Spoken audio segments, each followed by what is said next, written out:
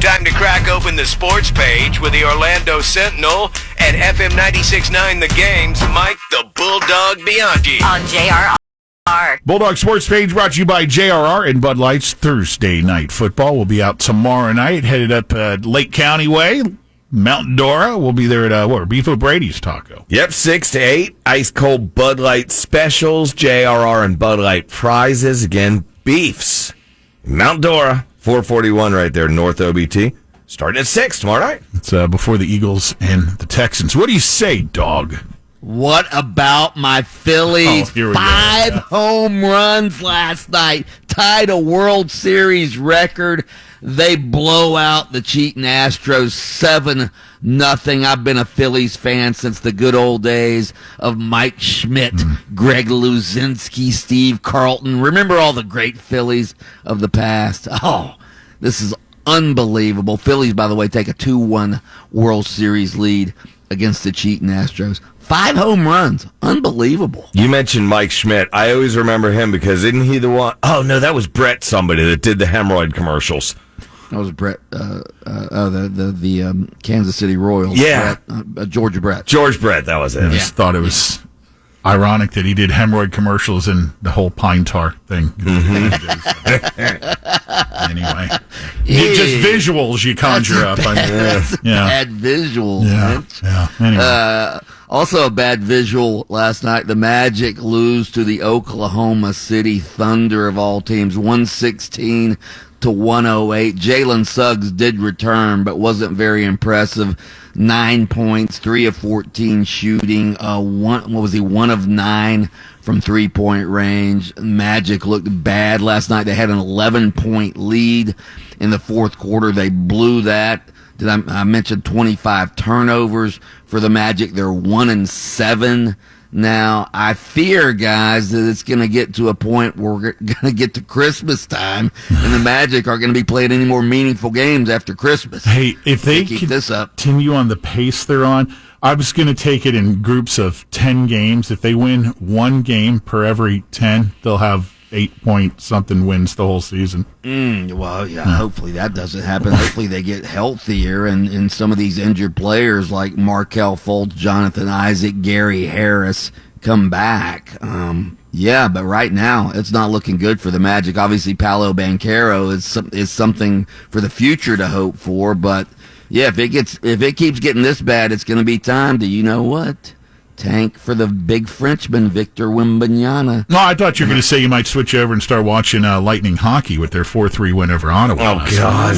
Yeah. Look, guys, we're only 10, not even 10 games into the Magic season, and he's already tanking for the next draft pick. Come They're on. 1-7 for crying out I know, loud. What am I supposed to do? Be positive? Yeah.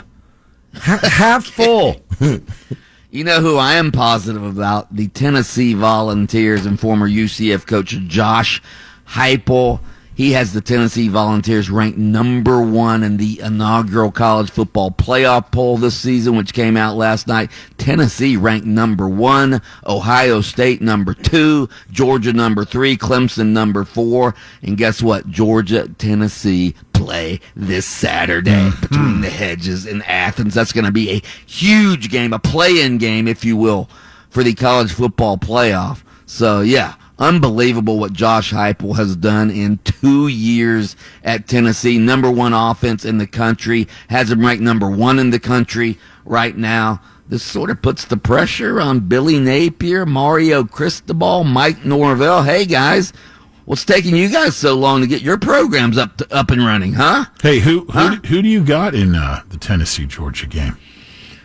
It's in Athens. I think I'm going to stick with the Vols. I mean, nobody can stop their offense. You saw what they did to Alabama's defense. That game was in Knoxville. I'll give you that. But I'm thinking about Tennessee here. I am too. I told you earlier. I hope Tennessee wins. I would like to see Heupel pull off the miracle this year. It'd be awesome. I told you a few weeks ago. I talked to a diehard Georgia fan, and he goes, "I'm dreading that game." And this was actually almost a month ago, so he was already worried about it, and they're just getting better and better. And by the way, UCF ranked number 25 in the first college football playoff ranking. That's good news for this reason, all right? Because everybody knows the highest ranked group of 5 team gets that New Year's Six bowl game. Well, guess what? UCF ranked in the poll. The only group of 5 team ranked ahead of them in the poll is Tulane, and UCF plays Tulane in a couple of weeks, so they'll have a chance to beat Tulane, and if they run the table, they're probably going to be in the Cotton Bowl. So that's good. Let's worry about Memphis first. Yeah, got Memphis this week. That could be a trap game, no question about it. NFL trade deadline yesterday. The Miami Dolphins make a huge move. They get Denver Broncos outside linebacker Bradley Chubb.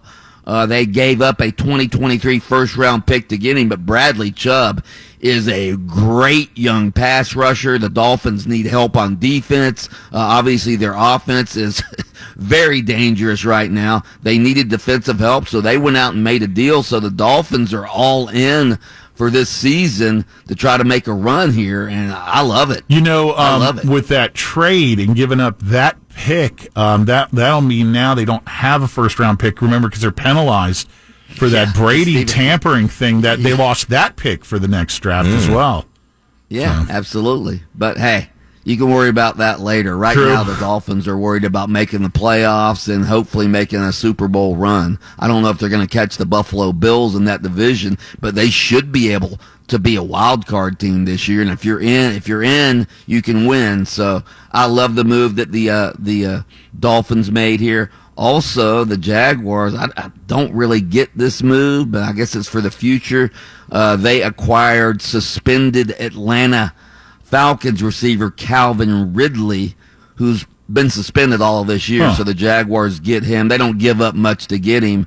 Calvin Ridley, of course, was suspended for gambling before the season. He was gambling on NFL games while he was on some sort of leave of absence with the Falcons last year, and they suspended him for gambling on NFL games. Hadn't he heard of the whole Pete Rose thing? I don't know. Maybe he's too young to remember that. Yeah, probably not. Probably not. Right, Steve Nash out as the coach of the Brooklyn Nets. Thank you to Kyrie Irving. Thank you, Kyrie. Didn't Durant have a little something to do with that? Well, yeah, but I mean, this whole Kyrie Irving anti-Semitism stuff has distracted the Nets, and it's become the big controversy now up there, and Steve Nash is just Steve Nash is probably happy to get out of that nonsense up there. Really is. All right, Mike the Bulldog Bianchi, you want more sports? You got him over on FM 96.9 The Game every weekday morning. He hosts Open Mic adjacent to us. Also sports columnist for the Orlando Sentinel, and Grown Man Barking to wrap up the sports page each morning here on JRR. Oh!